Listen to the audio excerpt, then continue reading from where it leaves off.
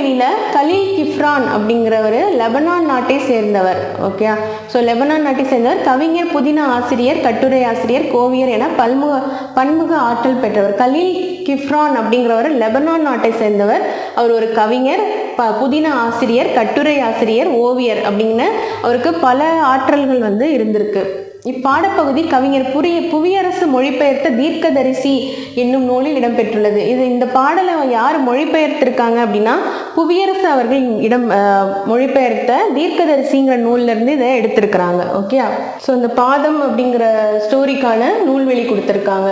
S Ramakrishnan தற்கால தமிழ் எழுத்தாளர்களுக்கு குறிப்பிடத்தக்கவர். நாவல்கள், சிறுகதைகள், கட்டுரை தொகுப்புகள், சிறுவர் இலக்கியங்கள் என இவருடைய படைப்புகள் நீள்கின்றன. உபபாண்டவம், கதாவிலாசம், தேசாந்திரி, கால்முளைத்த கதைகள் முதலிய ஏராளமான நூல்களை இவர் எழுதியிருக்காரு. இக்கதை தாவரங்களின் உரையாடல் என்னும் சிறுகதை தொகுப்பில் இடம்பெற்றுள்ளது.